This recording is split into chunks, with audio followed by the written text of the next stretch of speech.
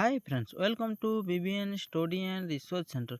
यही इनफॉरमेशन टी आसी आपन मैट्रिक रिजल्ट संपर्क बा मैट्रिक रिजल्ट केबे आसी प्राय पिला निश्चित हो रुहतु कि आपण मैट्रिक रिजल्ट मे मासर शेष सप्ताह बेलू अर्थात 25 तारीख साधारण निर्वाचन पर प्रकाश पाइब मैट्रिक परीक्षा फल। तो निश्चित अपेक्षा करते केबे आसीबो तो अपेक्षा करंतु पिला माने आउ बेसी नहीं आपण 5-6 दिन पर आपण मैट्रिक रिजल्ट प्रकाश पाइब। तो आसतु डिटेल्स कौन अच्छी जानिबा।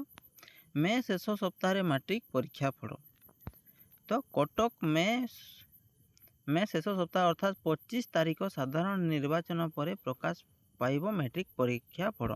तो प्राय परीक्षा बास झील प्लस पुओ जो पिला माने आपन एग्जाम देइथिले से माने टाकिथिले कि आपन एग्जाम रिजल्ट केबे आसीबो। तो निश्चित ही रुहतु आउ किछि दिन पर आपन मैट्रिक परीक्षा फल निश्चित घोषणा करा जिवो। काहेकि ना एबे ये साधारण इलेक्शन चली 25 तारीख पूर्व डिक्लेयर करवा संभव नुहे से आपन 25 तारीख पर ही आपन डिक्लेयर हेबो। तो यहाँ पक्षर सब प्रस्तुति चूड़ांत पर्यायर बा शेष पर्यायर पहुँची। केवल डिजिटल सर्टिफिकेट पाइबापी संक्रांति एक सचेतन कार्यक्रम आसंता 18 तारीख कटक रे करा स्थिर होइथिबार सूचना मिली। तो देखंतु आज यह 18 तारीख दिन यह ऑलरेडी कटक रे स्थिर हो जाइछि। बहु वर्ष धरी बोर्ड पक्षर मैट्रिक परीक्षा फल मे प्रथम सप्ताह रे कोरोना व्यतीत प्रकाश पाउथिबा बेले चलित वर्ष फल पाई विलंब हेबा निविन। तो निश्चित देखो मे प्रथम सप्ताह प्रकाश पाई थाए किंतु कहीं एतर साधारण निर्वाचन चलू यह टिके विलंब होछि एवं कोरोना जो वर्ष होता से वर्ष टिके विलंब होता। फलाफल सह डिजिटल सर्टिफिकेट प्रदान पर योजना विलंबर प्रमुख कारण होता बेले साधारण निर्वाचन अन्यतम कारण साजिछि बोली जनापड़ी। तो निश्चय तो एथर कौन आप डिजिटल सर्टिफिकेट मध्य प्रदान करा जिवो एथिपाई लेट होछि प्लस साधारण निर्वाचन थिबारो यह मध्य लेट होछि। सूचना अनुसार मैट्रिक परीक्षा फल प्रकाश पूर्व बोर्ड परीक्षा कमिटी बैठक बसी विभिन्न प्रसंग आलोचना होता है।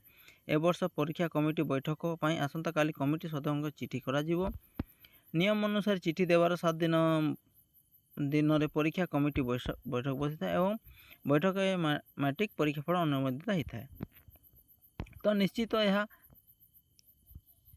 देखंतु यह निश्चित आपण बोर्ड बसी एवं 8 तारीख दिन Cuttack Ravenshaw college GST school भड़ी प्रमुख विद्यालय मिलवाक डिजिटल प्रमाण विषय सचेतन कर्मशाला कर बोर्ड पक्ष योजना प्रस्तुत होती।